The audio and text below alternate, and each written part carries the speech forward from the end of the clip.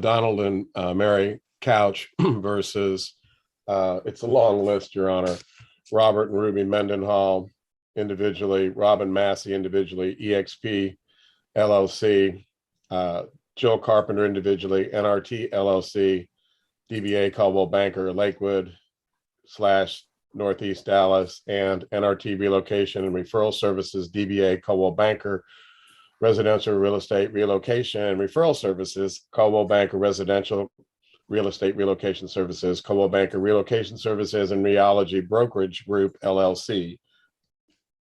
I represent the plaintiff. Okay. Matt Daigle on behalf, go ahead. Go ahead. Matt Daigle on behalf of Robin Massey and EXP Realty LLC. Ethan Rannis on behalf of NRT LLC and Realogy Brokerage Services LLC. I should be here largely in an observational capacity, though. Okay. Judge, today we are here on a motion for summary judgment filed by my clients. Again, it's Robin Massey, who was the agent for the sellers of a home in Las Colinas, and her brokerage at the time, EXP Realty LLC. And I'll just refer to them collectively as the seller's agents, because that was their only role in this transaction of this house that was sold to the plaintiffs. The plaintiffs filed this lawsuit surrounding their purchase of this home, and they have alleged two broad categories of damages in this lawsuit. The first is that the sellers, Robert and Ruby Mendenhall, and I'll just refer to them as the Mendenhalls, that the sellers executed an addendum to the sale contract where they agreed to perform certain repairs to the house, and the plaintiffs have alleged that they did not complete these repairs. The other category of damages are that the plaintiffs have alleged that there are multiple conditions of the home which existed at the time of the sale, but which the Mendenhalls failed to disclose in their seller's disclosure notice, and their seller's disclosure notice was false. Today's motion filed by my clients only concerns plaintiffs' claims against my clients for their damages. And that, again, is the seller's agent and the seller's brokerage. And just so you know, I've read this. It seems like their main argument is that there was a buried pool here. Is that right? And that your client knew about it and failed to disclose it. That seems to be kind of the basis of their claim.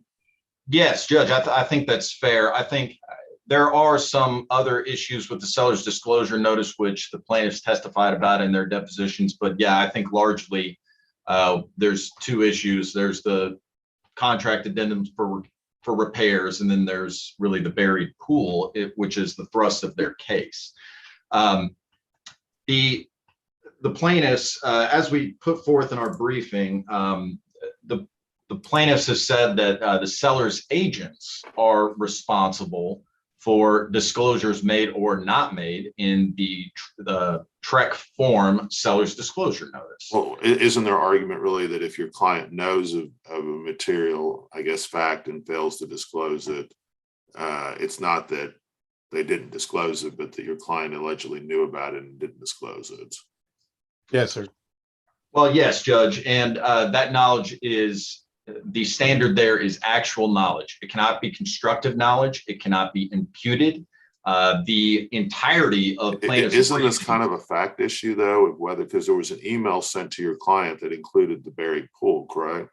No, that's not correct at all, Judge. The email that you're referring, go ahead, sorry. No, maybe I misunderstood. Yeah, the email that you're referring to, first of all, was sent to the plaintiffs and my clients and the buyer's agents, a variety of people. The attachment that the plaintiffs talk about is an inspection done by the homeowners association, where all it says is that some old pool piping and equipment needs to be removed. There's no mention of a pool. It does not say that a pool was ever built. It does not say that a pool remained buried in the backyard. And most important to consider is that this email was also sent to the plaintiffs because the plaintiff's claims against my clients with regard to the seller's disclosure notice requires two things. One, that my clients had actual knowledge that the pool was buried in the backyard, and that the plaintiffs Have we did not determined have now that the information. pool was buried or not? Is there a pool there or not?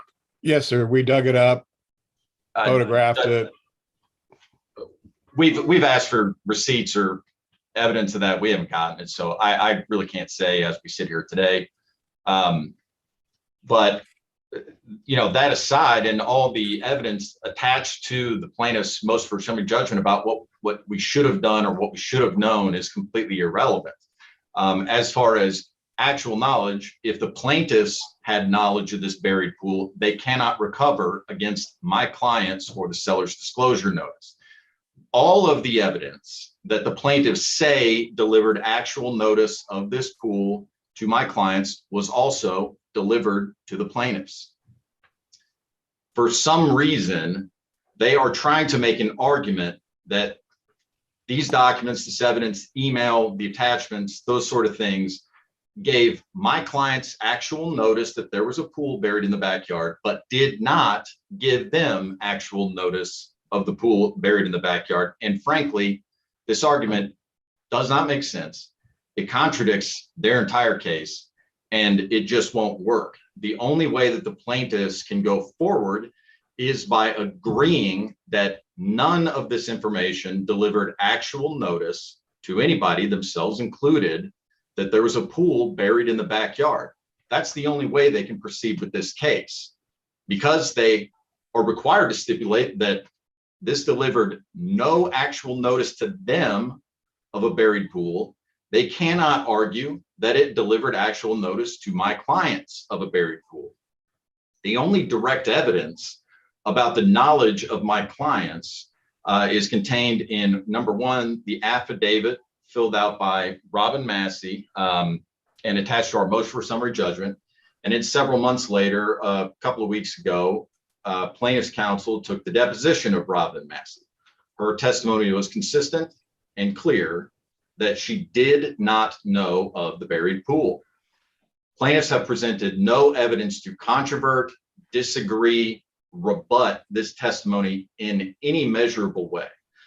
This is not a fact issue because the only evidence is Ms. Massey's clear, unequivocal testimony. The plaintiffs have no evidence that any information was delivered to the seller's agents, which affirmatively states that there is a buried pool in the backyard. The plaintiffs agree that all the information that they have and that my clients had at the time does not deliver actual notice that there was a pool buried in the backyard, and there is no question of fact. They had no actual knowledge, which is the only way for the plaintiffs to recover against my clients, and the plaintiff's lawsuit against my clients must be dismissed. Response? Well, we must be in a different case here, because his motion for summary judgment basically says that if his client says something, it's true and the case is dismissed. That's not the way it works. The way Right. it works. I don't find that persuasive. The thing that concerns me, to be honest, is that he says that the only email that was sent, I don't think I realized that, the only email that was sent came from the Homeowners Association, and your client also got a copy of it. Yes, Your Honor. And there's been testimony. They deposed both my clients. Right. Back in the summer. and both my clients say that they were in the mountains and were communicating with the title company. And we've produced emails where my client says, I can't open this stuff. I've only got my phone. I'm up in the mountains. We're moving. I can't get this. And so there were a couple of emails that have been introduced at a deposition that are not relevant to this motion, because his motion here says that there's no evidence that Robin Massey knew of the pool. Well, she testified in her deposition that she always opens emails. This was an email that was sent by the title company just a few days before closing. And we had two experts testify that they can't believe that she wouldn't open something from the title company a few days before closing. They've got a duty to do that. She said in her deposition, she always opens emails. She said in her deposition, she always does research. So we've got a local realtor who also lives in the Hackberry Creek area that says it was common knowledge among all the realtors in the area, and that he did a quick search on research and produced produced a document attached to his declaration that says, this is what I found. It shows there was a pool. So basically, we are using what we're allowed to do, which is circumstantial evidence, in order to dispute her statement that this is the one email I just didn't read. I always open emails, but not this one. And so that's not the only concern I really have is the fact that your client also had this information. I agree with you. Just saying that I didn't commit fraud doesn't mean you can defeat summary judgment, or that I didn't have actual knowledge when there's circumstantial evidence that they did. I'm most concerned about the fact that your client also got a copy of this email. And so why wouldn't they be on notice? Your Honor, if I might, on this one, this is Billy McGill. I also represent the plaintiffs. The affidavit of Mary Mcdonald, one of the plaintiffs that was submitted in response to the MSJ, specifically addresses that issue.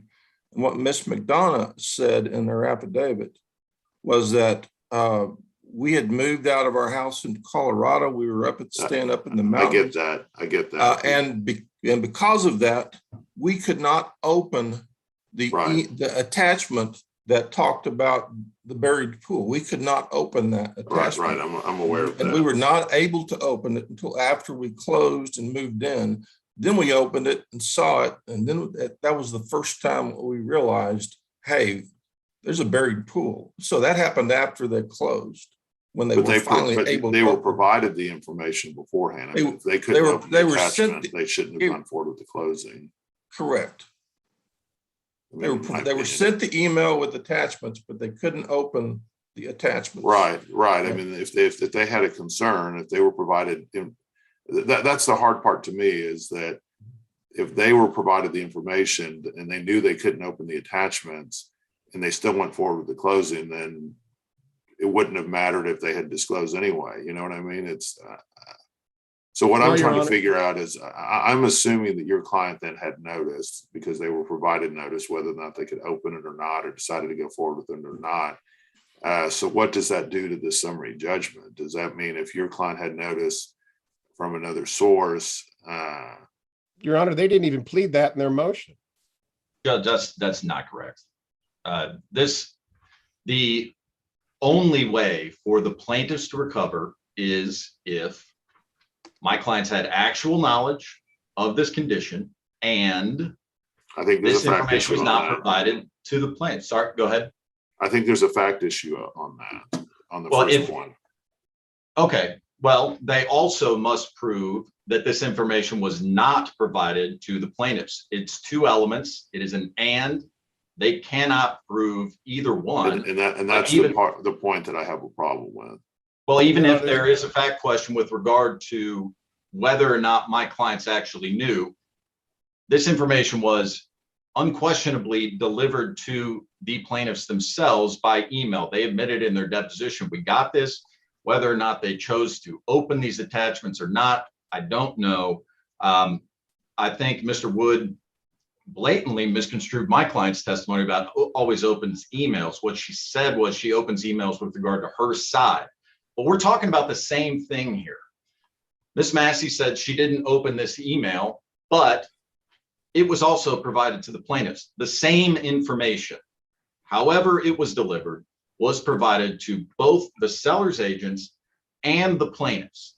Because the plaintiffs cannot prove the second element of their only path to recover against the seller's agents, which is that they were not also provided. Let me see how this is worded. I know this is a special cause of action in real estate. Can someone share screen, or maybe I can look it up, how this is worded exactly in the statute? You want the statute?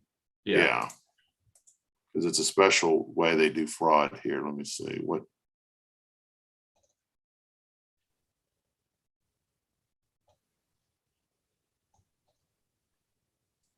you could share screen it. Yeah, one second. Okay, so this is under section 1101.625. I think I had, no. Made material misrepresentations about the house, failed to disclose material facts which they were aware, knew the representative were false. Is that what we're looking at? Okay, go ahead and share screen the part you want. Okay. I think I've shared. I don't know if you can see that, but it's highlighted what we're talking about. Okay, so knew the falsity, or okay, so this gets so now we have the issue. So they knew of the falsity. I think there's a fact issue on that. But then they failed to disclose the license holder's knowledge of the falsity of the misrepresentation.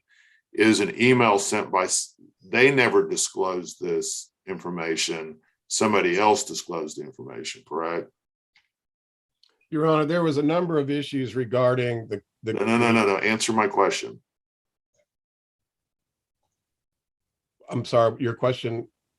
The question is, so there was, as I understand it, there was an email sent by the homeowners association that disclosed the existence of the pool to both parties. The statute specifically says that if they knew that their representations were false, that there was no pool, they had a duty to disclose it. If somebody else, where do you get this argument that if somebody else discloses, that would obviate the requirement for the agent to disclose? It didn't come from the homeowners association directly, Your Honor. It came as part of a series of homeowners association documents that were sent to the parties by the title company. Part of that was there was some money owed. Part of that was there were some things that were out of compliance with the homeowners association. And so, and it's part of the resale certificate. These are typical documents that are provided by the title company to let people know here's what's going on. Okay, I'm not communicating this very well, and I apologize. So let me try one more time. So can you pull up the requirements under the statute?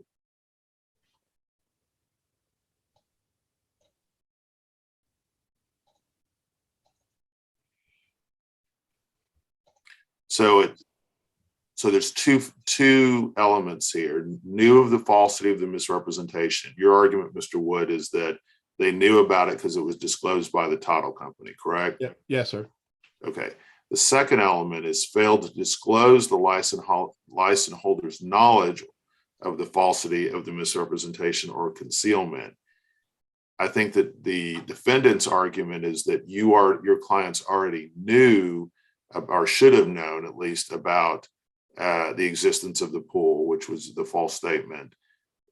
What I'm saying is, and I'm not very well, obviously, is that that's not what the statute says. It says that you still have, even if the other side knows, it appears like under the terms of the statute, they still have a duty to disclose. Yes, sir. I mean, or am I missing something here? Is there something? No, that's true. They still have a duty to disclose. And there's been evidence that my clients did not have knowledge of it because they were unable to open it. Okay. Mr. Daigle, do you see what I'm saying? Yes, I do. Is there some other portion of the statute where you say does it say that if the buyer has knowledge of the falsity of, so in other words, if the buyer had the knowledge of the pool, the existence of the pool, the false statement, that somehow would obviate the requirement of the agent to disclose the existence of the false statement? Yeah, I understand what you're saying, Judge. And this statute is for misrepresentations made in the seller's disclosure notice. Let's see if I can share this again.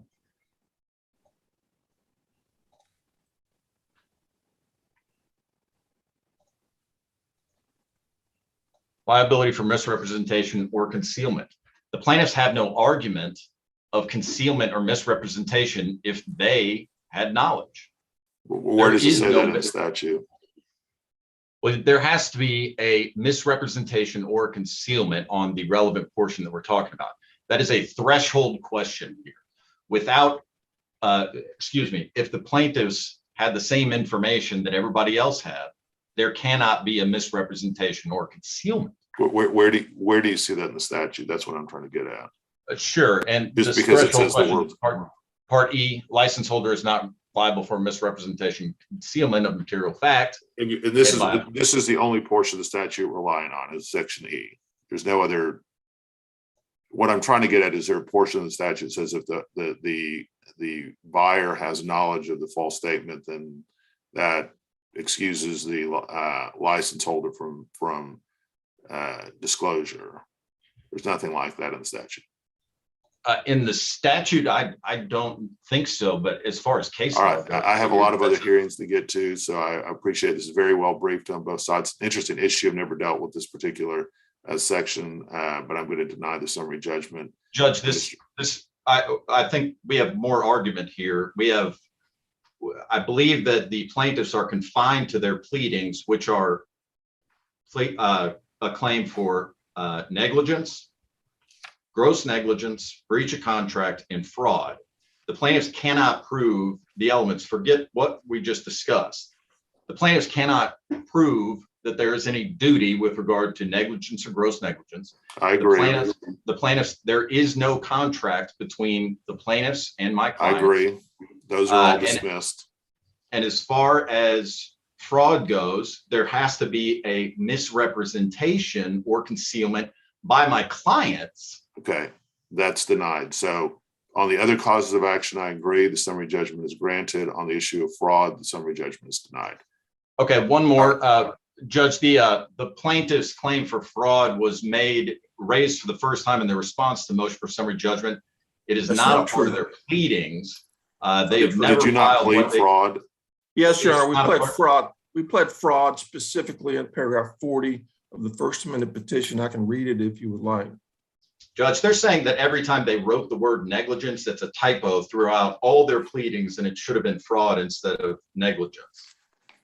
Your Honor, here's what we said in paragraph 40. We said, while acting as real estate agent, sellers made material representations to plaintiff about the house that were false, failed to disclose material facts of which he was aware to plaintiffs, knew the representations were false or made them recklessly as a positive assertion without any knowledge of their truth, intended to induce plaintiffs to act upon the misrepresentation and failure to disclose.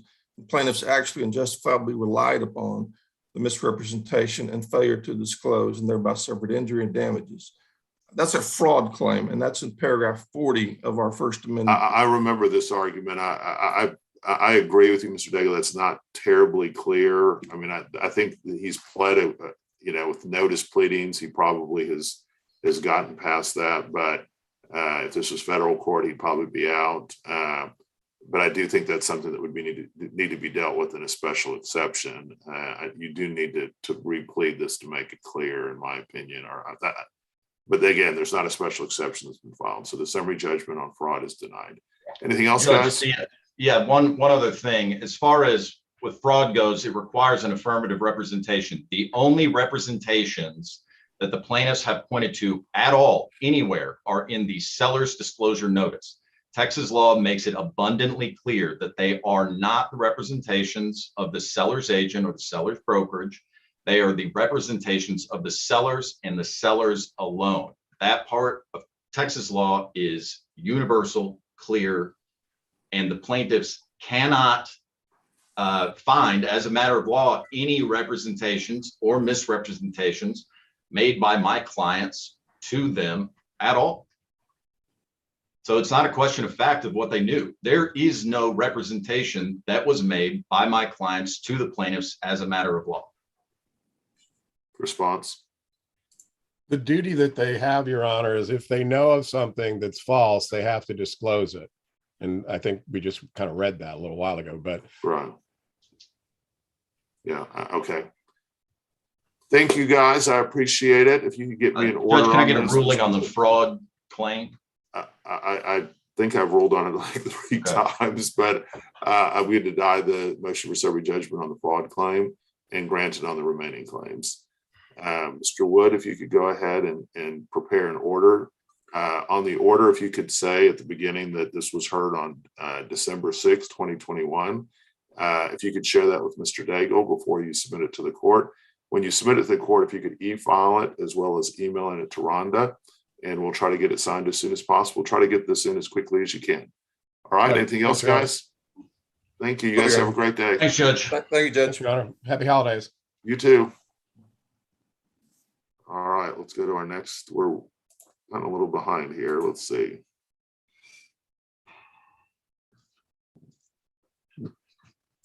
Okay.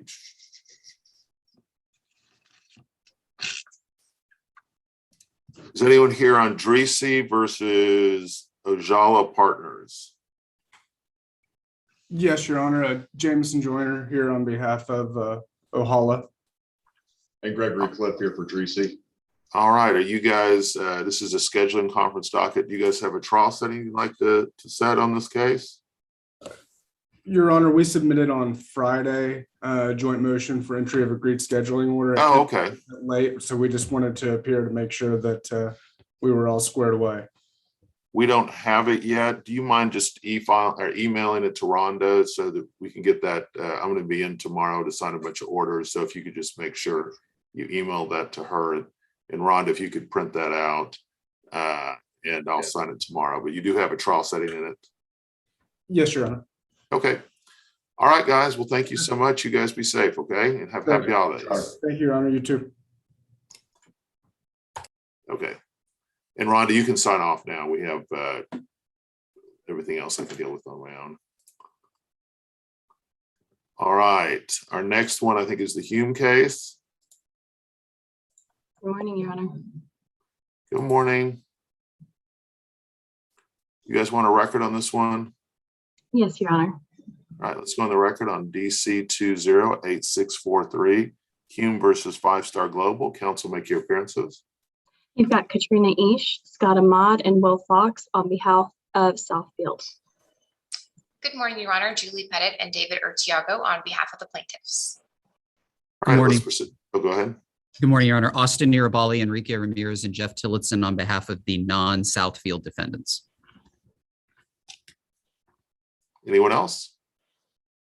All right, let's. I don't know what that is. Let's go ahead and proceed. It was Mr. Tillotson. Was that you that just spoke? I'm sorry, Your Honor. It's not our motion, but I am on. I'm just going to watch if that's okay. Sure, absolutely. Mr. Rabali will say anything if we need to say something, but we don't anticipate talking, if that's all right. Okay. Thank you, Your Honor. You may proceed. Good morning, Your Honor. So this is Southfield's motion for summary judgment. Do you mind if I share my screen? Sure. Okay, I'm hoping that we can make this, I mean, it's a pretty narrowed issue, so I'm hoping we can make this relatively quick. All right. Can everyone see my screen? Yes. Okay, perfect. So, Your Honor, we've got only one claim against Southfield, and we're here to ask you to get rid of it. And the issue is pretty simple, or at least we narrowed it significantly last Monday. Last week, plaintiffs told you that they were bringing their breach of fiduciary duty claim derivatively on behalf of FSG. They did that after we told them in our motion for summary judgment, hey, you don't have standing to bring your claim because, you know, the harm that you are alleging was to FSG. And instead of actually responding to that argument, what plaintiffs did is they amended their petition to bring their claim derivatively on behalf of FSG. Then they stood in front of you last Monday and said, we are bringing this claim derivatively on behalf of FSG. They made that argument because they want to take advantage of the jury trial waiver in the loan agreement. And if Your Honor will recall, last week, plaintiff said, you know, we are suing derivatively on behalf of FSG, so we get to use this jury trial waiver in the loan agreement. But the problem there, Your Honor, is now they want to avoid the clear disclaimer of all fiduciary relationships between FSG and Southfield. Well, you can't have it both ways, Your Honor. You know, I'll rehash this real quick, but I don't know that I have to say a ton more. They admitted in court to you next week, they're bringing these claims derivatively.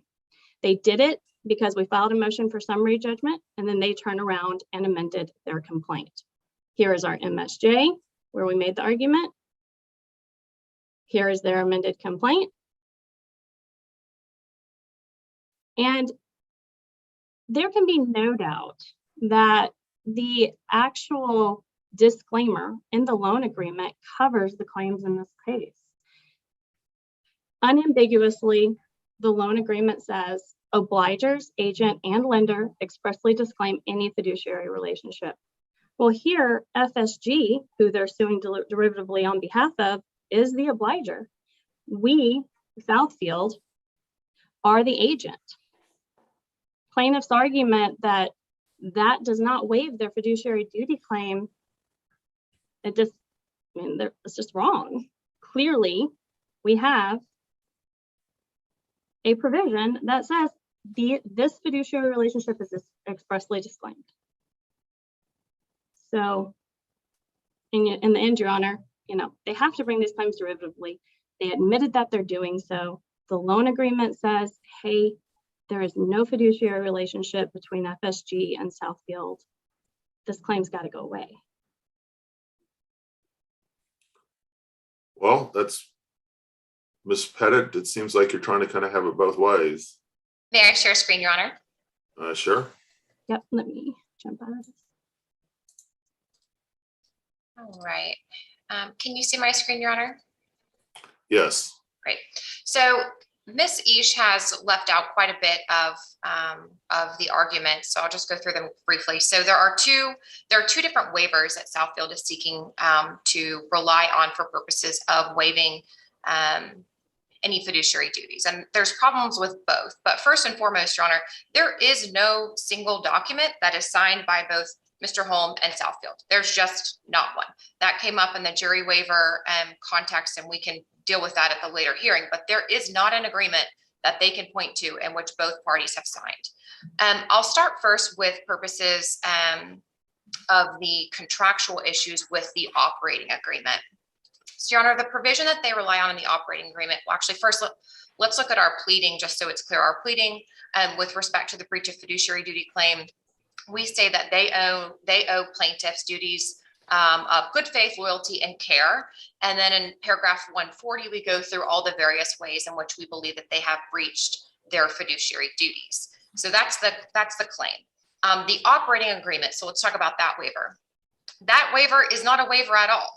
When you look at the waiver, it's actually the opposite. What the waiver says is that certain things are eliminated other than an act or omission which constitutes fraud or willful misconduct.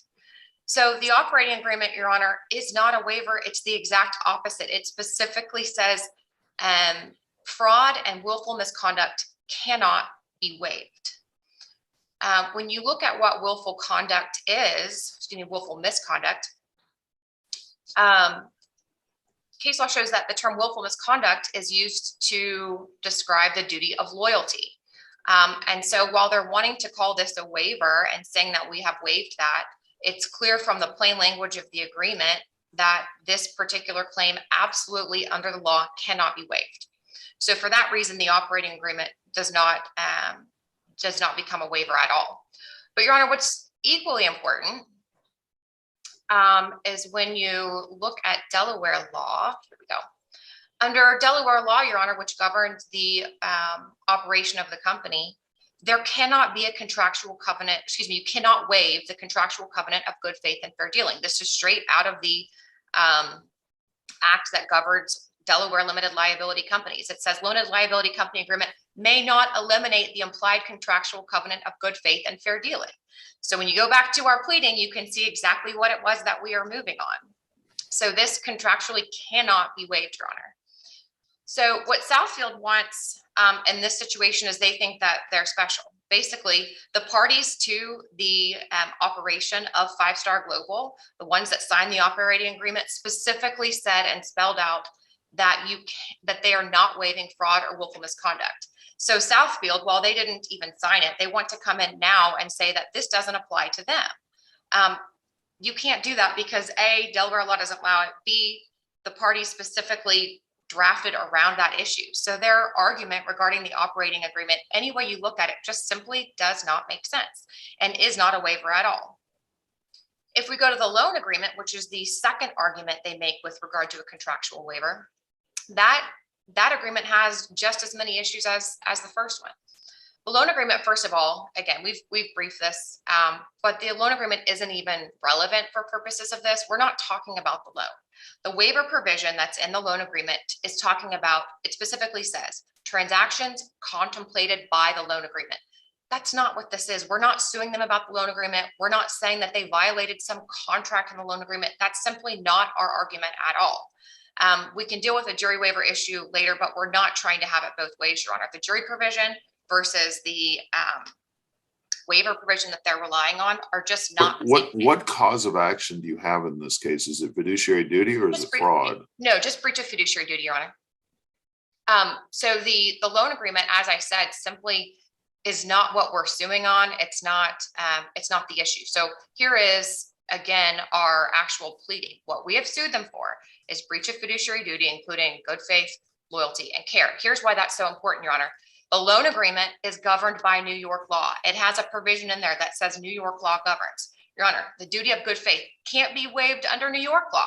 So I just showed you in the operating agreement, which is governed by Delaware law, that it says the contractual, let me just flip back to it 1 second. It says the limited liability company agreement may not eliminate the implied contractual covenant of good faith and fair dealing. But when you go to the loan agreement, New York law is clear that it can't be waived. So they are, like it or not, they are stuck with these fiduciary duties that absolutely exist under New York law. So if we want to go to the loan agreement. Are these two provisions under Delaware and New York law, is there a case law that says these apply to breach of fiduciary duty claims? So that's a good question, Your Honor. On the Delaware law, it's a little bit more gray because it has that word, and that's why I keep saying the contractual duty. Delaware law is a little bit more vague. New York law, yes. There is case law that goes straight along with this that says you can't be waiving you can't. What law applies here? Is it Texas? Is it New York? Is it Delaware? We have to look at it at two different ways. The operating agreement, we would contend, well, the operating agreement says Delaware law governs. So I think when we're looking at the operating agreement, to the extent it even applies, because both parties didn't sign it, but to the extent that Your Honor wanted to determine the choice of law for the operating agreement, that would be Delaware. If Your Honor wanted to look at the loan agreement, which again, we don't think applies, but the loan agreement is governed by New York law, which specifically says under what your client's claiming a breach of fiduciary duty, right? Yes. And that arises out of which one are you suing under? Which of these two agreements? Well, I think we're not suing under either because we don't think that it applies. Well, you're claiming a jury waiver though in this case, right? With respect to the loan agreement, yes, we are saying, Your Honor, that Delaware law applies for the internal affairs of the company, and I don't think anyone disputes that. But if we're looking, they're relying in this instance right now on a loan agreement, which we don't think applies. But to the extent it does apply, you can't do what they're trying to do here. Does that, am I making sense? Not completely. Okay, let me step back a little bit more. There's two waivers, that they're alleging. We say neither apply. To the extent that we're looking at the Delaware operating agreement for the company, that's going to be governed by Delaware law. And so I just went through the reasons why we don't think it applies. And Delaware law basically says that you can waive a breach of fiduciary duty claim, correct? Well, it's interesting. I don't think it's that clear because there is the statute which says that the limited liability company agreement can't eliminate the implied contractual covenant of good faith and fair dealing.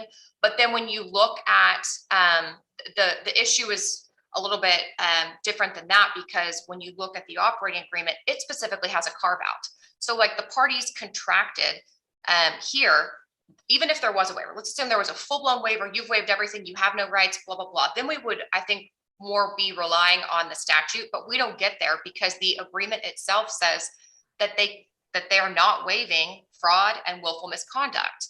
And when you go to what is the definition of willful misconduct under Delaware law, it's this. It is the duty of loyalty. So that's, again, when you go back to but that same contract also waives the claims for fiduciary fiduciary duty, correct? Correct. But, well, I say that, no, it doesn't actually, Your Honor. Here's the provision that they're relying on. It says the provisions of this agreement, so that's the whole agreement, to the extent they eliminate or restrict the duties and liabilities of a covered person otherwise existing at law or equity, are agreed by the parties to this agreement to replace such other duties and liabilities of such covered person other than fraud or willful misconduct. So any provision in the agreement, to the extent that it's eliminating anything, they've got this carve out for willful misconduct. So Your Honor, can I jump in? We might be able to help streamline this. Let's focus on the loan agreement because I just don't.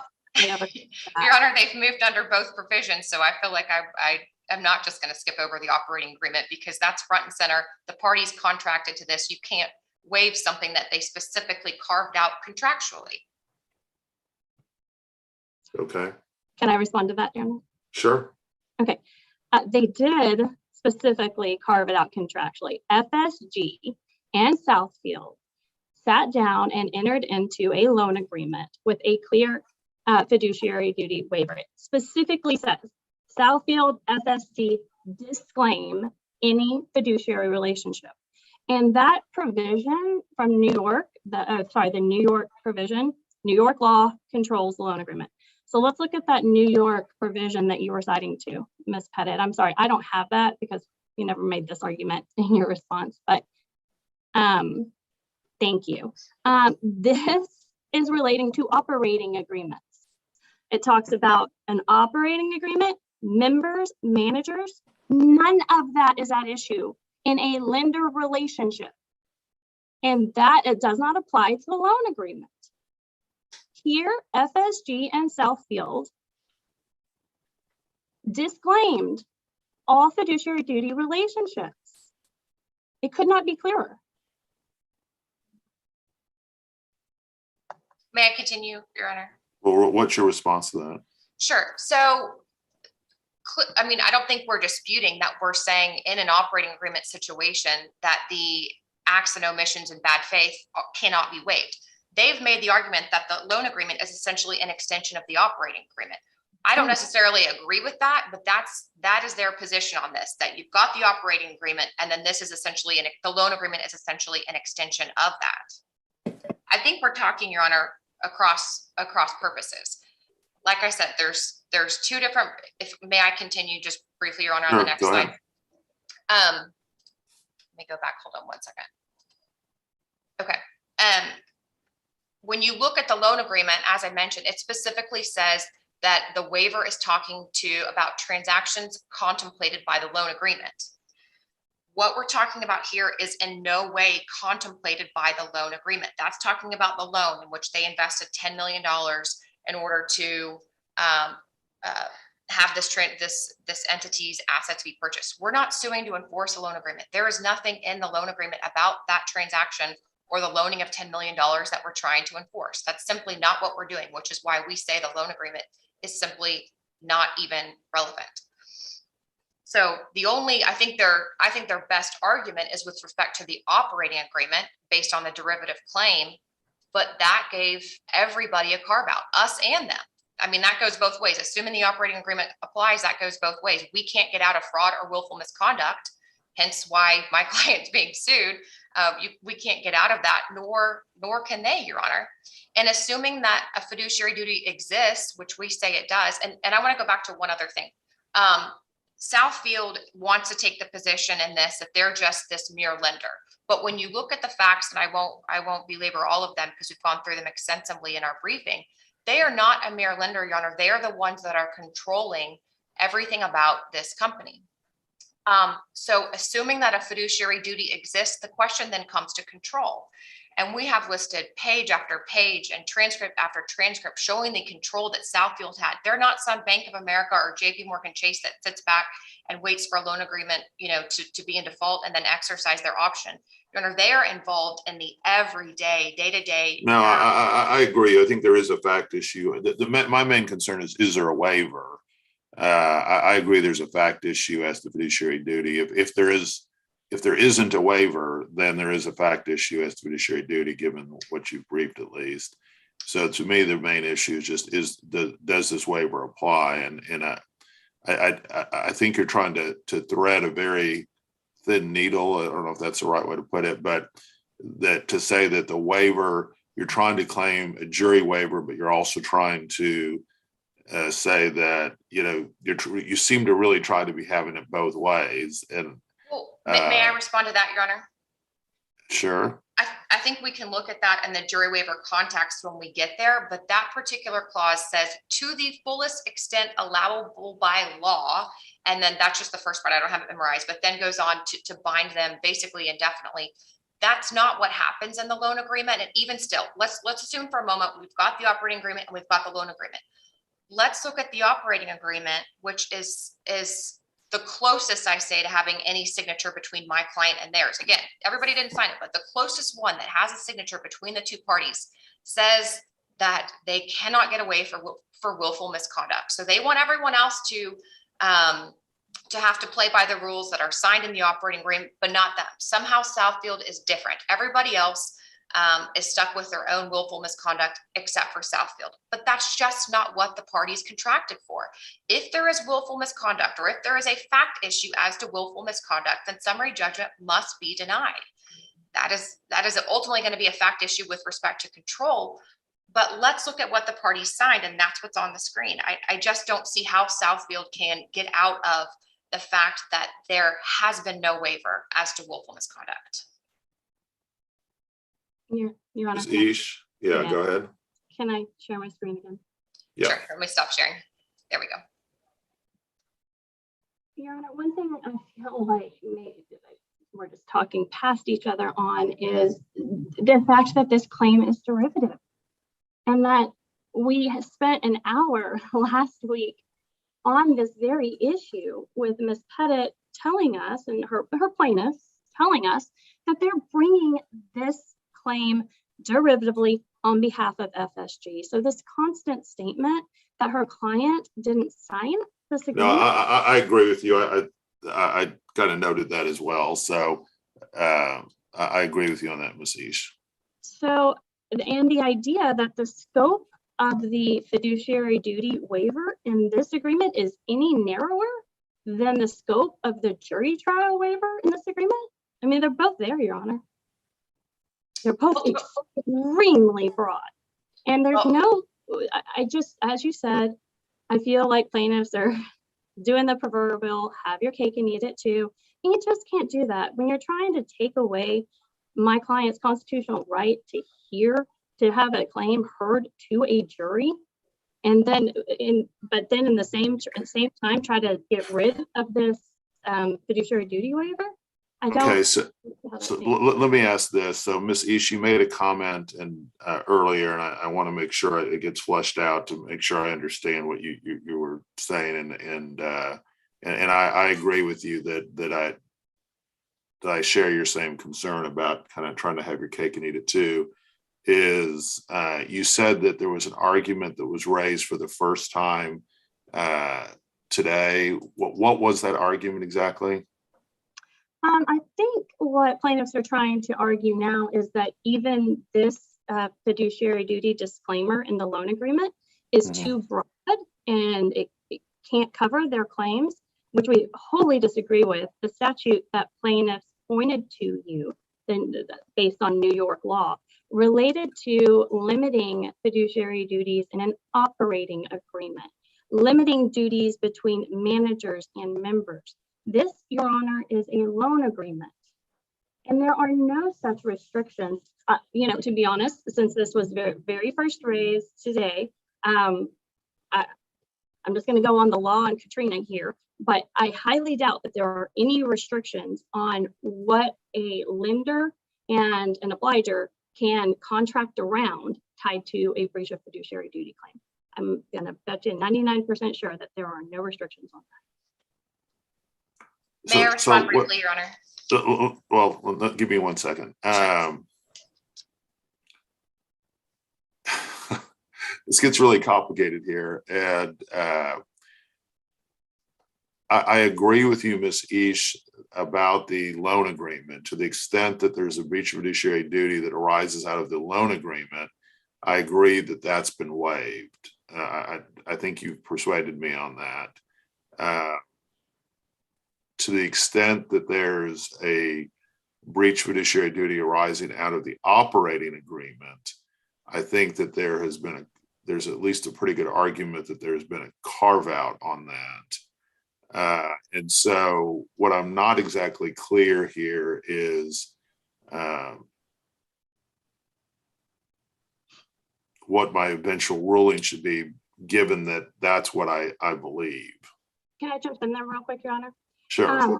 The disclaimer here is broad. It's broader than even just something arising out of the loan agreement.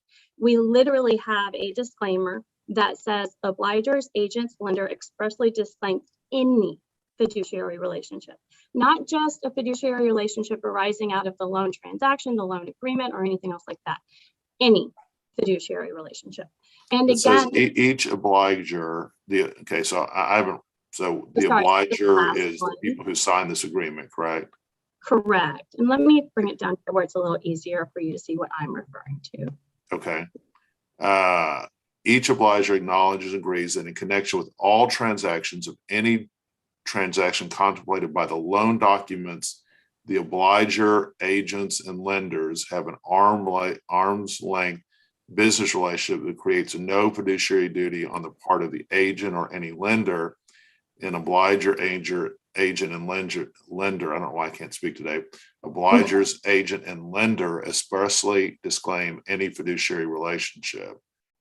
So any transaction contemplated by the loan documents, which is not what we're doing. We're suing about the operation of the company. Yeah, I'm not sure how Operating that, agreement. Ms. Isha, I kind of am persuaded by that, by Ms. Pettit.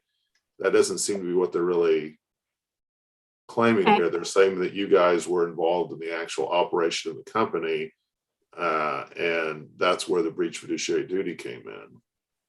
Okay, well, I would respectfully say we wouldn't need the and if we were just going to stick with the scope of the first sentence there. It's broader. The and broadens the disclaimer of any fiduciary relationship, not just a fiduciary relationship arising in connection with the loan agreements. You wouldn't need that second sentence. It would be superfluous if we were just going with the first. Disclaim any fiduciary, including that of the opera. That's an interesting way to read that. But I would also say, Your Honor, Ms. Pettit has said so many times that we're not suing on the loan agreement. We're not. But you're trying to use a jury trial waiver in that agreement to take away my client's right to have a jury hear the breach of fiduciary duty claims you say aren't disclaimed. There's not a jury trial waiver in the operating agreement? There is not. Yeah, Ms. Pettit, I think she's right about that. All right.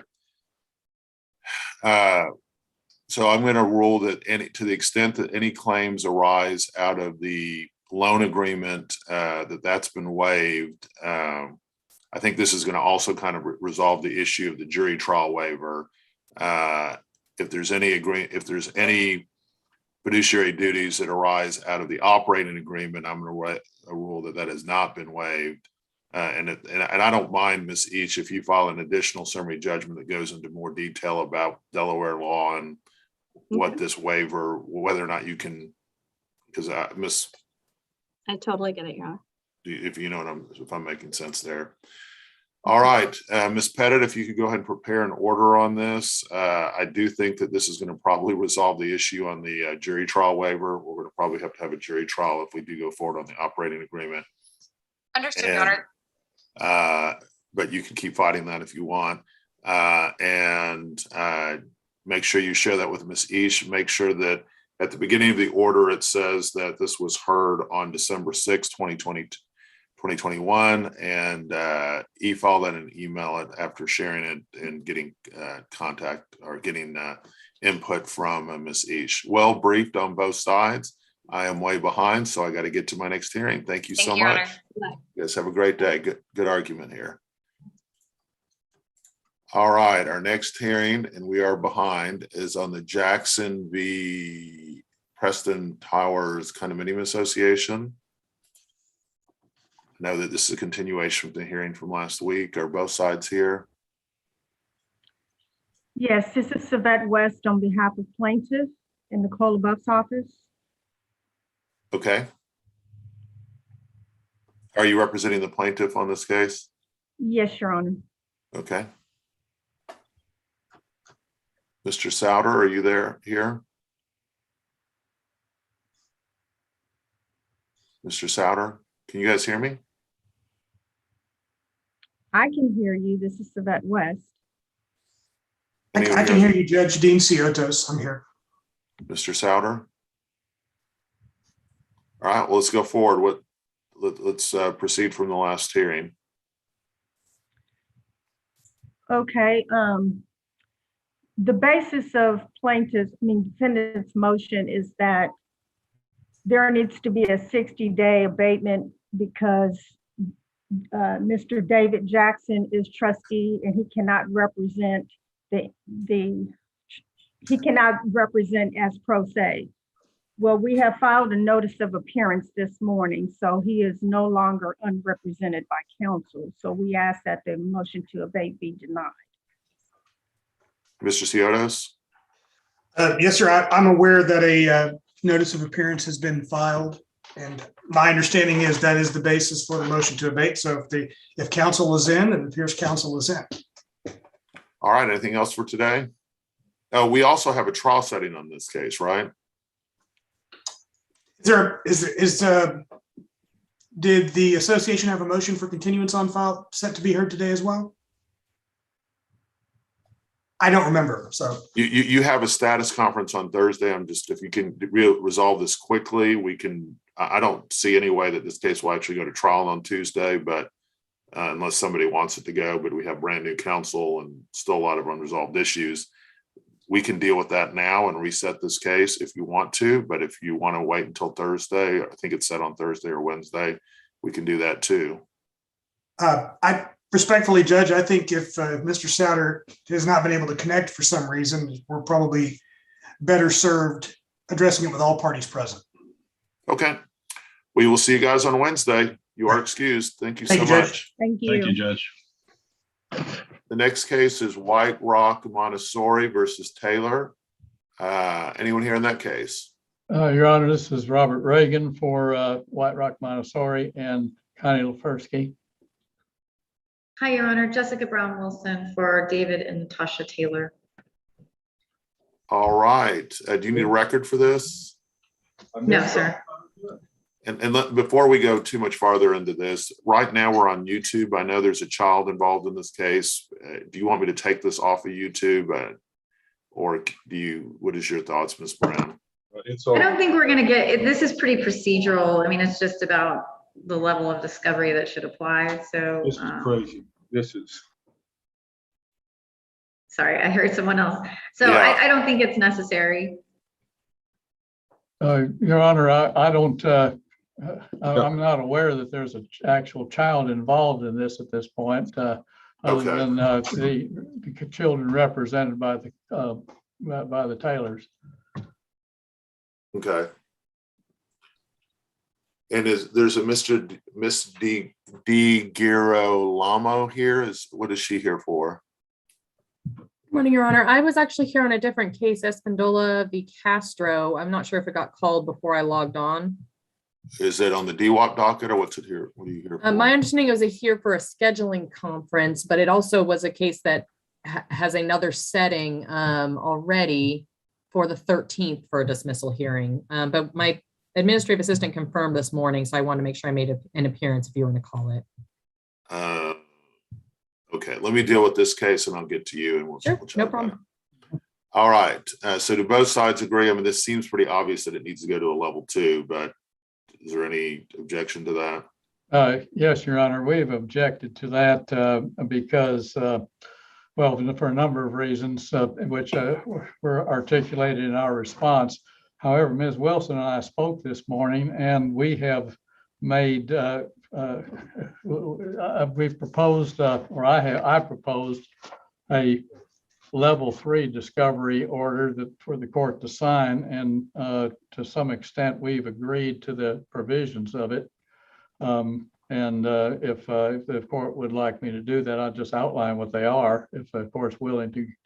Well, if I could say, I sent you an email trying to nail down an agreement and I didn't get a response. So I'm really not comfortable with, because I don't agree to the level 3 order that was attached to your response. Under the law, I mean, the rule says it must be controlled by level 2 upon showing of just cause on a motion by the party, which we've done. So,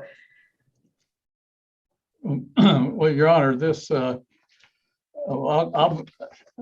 disagree that Ms. Wilson and I did talk, and a couple of and we agreed to a few portions of this, not the least of which was that we would answer a certain number of requests for production and the number of interrogatories per each party. We also agreed to, this court has set a trial on May 24th of next year. However, Ms. Wilson objected to that, and that's fine with me. We were talking about sometime after September 1st of next year. And also, as far as the order that we proposed was, it was limited. Discovery would close at 30 days before trial rather than what seems to be a standard of 120 days before trial, which we think is unrealistic, but we're certainly agreeable to that.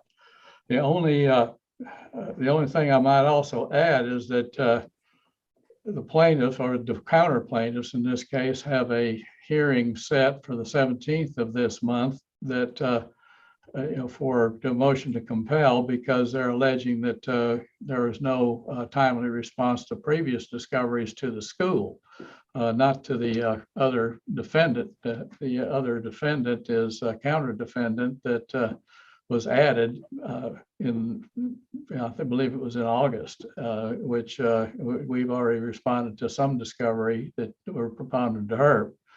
But at any rate, in order to justify a level 2, the rules say that there's got to be an amount in controversy of $250,000. We started out as a collection suit, and the collection suit was really less than $20,000 is what we were asking for, actually less than $10,000. And there was a counterclaim. The court granted a summary judgment on several of the claims a month or two ago, and we're thinking that our clients is saying that the remaining claims were not pleaded particularly well, and that we should not be required to answer any discovery, which amounts to a fishing expedition. And because level 2 has an unlimited number of requests for production, and because there's it just does not seem to be one of those. It doesn't seem to be appropriate for what claims that were. So the counterclaims, did they plead an amount in controversy? Yes, they did late. I mean, in the second amended counterclaim, the first amended counterclaim, they did not claim an amount. Let me amend that. It was not an amount in controversy. It was a maximum amount was $500,000. Now, the remaining counterclaims are breach of contract. The amount sued for was that the school sued for was $8,900 roughly. The only possible amount that the counterclaim could be would be for the remaining tuition of that year, which would be less than $30,000. The other counterclaims which remain are for invasion of privacy, defamation, and intentional infliction of emotional distress. The facts pleaded in this particular case and the disclosures don't appear to have any relationship to anything even approaching $500,000 or $250,000 less. It's not my role to make that determination. It's a jury. I'm going to go ahead and designate this as a level 2 case. If there's a request to designate as a level 3 case, I'm okay with that too. If you guys want to agree to that, that's okay with me too. I do think that, at this point, it's more appropriate a level 2 than a level 1.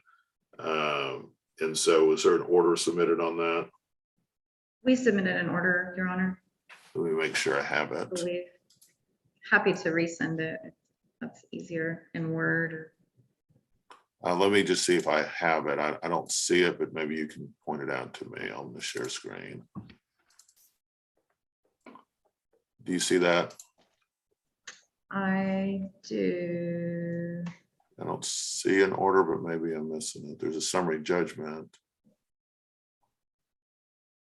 We filed this, it was either earlier October or September.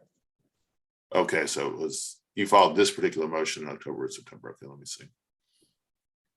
I believe it was filed on September 16th.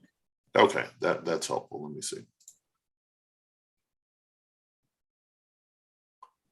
Okay, I think I see it right here. Let me pull it up. Is this the order? It's not showing on the screen. It's just the list. Is it order granting defendants verified motion to designate level 2 discovery? That's, I assume is that should be it, yes. All right. Do you guys want to change the trial setting at this point, or what do y'all want to do with this? I mean, I think that would be helpful because I would imagine that you're backlogged. Because if Yes. it's that, That's I'd rather definitely have true. a realistic date if we could. If Mr. Reagan, if you agree, I'll move it back. If you don't, we'll have to deal with it the normal way. Well, we discussed sometime after September 1st, but I thought we'd discussed the proposed order at the same time, the proposed level 3 order at the same time. So maybe I was erroneous in that. But at any rate, it's up to the court, and No, at this point, it's up to you. If you want to agree to move it, I'll move it. If you don't agree, then we're keeping it where it is, and she can file a motion for continuance. We can move it to sometime after September 1st. Ms. Brown, you go by Ms. Brown or Ms. Wilson. It says Wilson, but I think you said Brown. Brown is fine. Wilson is fine. I'm pretty. Okay, I'm not trying to be Sure. disrespectful in any way. I just want to make sure I'm saying it correctly. We did discuss a date, after September. So if there's something, in September or shortly after there, the court has The available. spring is pretty tough to get to trial. So it'd be good. It wouldn't be bad to move this September 6th, 13th, 20th, or 27th. We always go on Tuesdays. I would prefer the 13th, but any of those work. That's Mr. Reagan? fine. Yeah, that's okay. Tony, let's go on the record real quick. Okay, 1 second. I was in another file. It's okay. Okay. Let's go on the record on cause number DC 211472, White Rock Montessori versus Taylor. Counsel, make your appearances. This is Jessica Brown Wilson with Fisher Broyles on behalf of David and Natasha Taylor. It's Robert Reagan on behalf of White Rock Montessori School and Connie Lefersky. I believe the parties have agreed to a reset of this case to September 13th. Is that correct? That's correct, Your Honor. Yes, Your Honor. And the court has ordered this is going to be redesignated to a level 2 case. That does not necessarily mean that you guys can't agree to redesignate this to a level 3 case if you would like. The court has no opinion on that. All right, anything else, guys? No, that's it, Your Honor. Thank you. Thank you. Your Honor. You guys have a great rest of your day. You too. Miss D. Giro, sorry. No worries. DiGirolamo. DiGirolamo. Okay, I'll get it. DiGirolamo. Sorry about that. Yeah, no So problem. can you give me the cause number on the case that you were asking about, and I can look it up? Yeah, it's DC 2011955. All right, let me look that up real quick.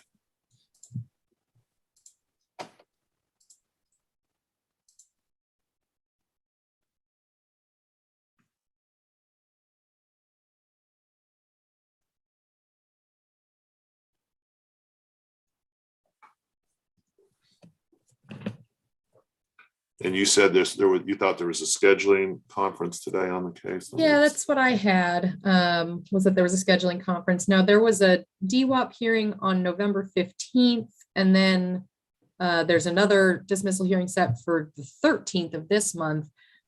Essentially, the issue was that we had settled the claim with one plaintiff's counsel, and then there was a second plaintiff's counsel that had a retained interest and essentially reopened the case. And then one of the plaintiff's counsels has been basically completely unavailable, and we haven't been able to talk to her at all. So it's been just kind of pending. Yeah, so all I have on this is Espindola versus Ricardo. The only thing I have on this case is that it's set for dismissal on December 13th. I don't have any scheduling conference on it. Okay, not a problem. So I'm assuming the dismissal hearing will also be via Zoom. Yeah, I imagine that for the rest of my career, at least, I'm going to do dismissal because I think it's just so much easier for y'all. Is what I've been told. So this is true. Yeah. So I anticipate that for the foreseeable future, I'm going to do at least dismissal hearings on Zoom, and probably a lot of hearings on Zoom for quite a while. So okay. I don't know if you saw the new Supreme Court order. They're recommending that we continue to be on Zoom for hearings. They've changed a couple of things, but there's still the recommendation this would be on Zoom for as many hearings as we can. All right. Well, thank you. Right. Nice to meet you. And yes, nice to meet we you will too. see you on the 13th. Okay. All right. Thank you. You have a great rest of your day. Happy holidays. Thanks. You too. A busy morning, Tony. Oh, no, my goodness. So what was that about? We're going to be doing Zoom?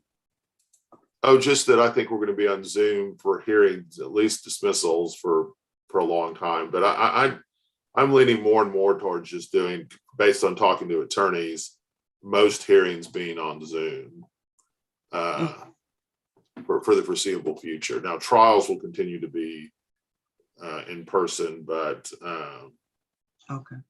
Have we heard anything from Hodebeck? no.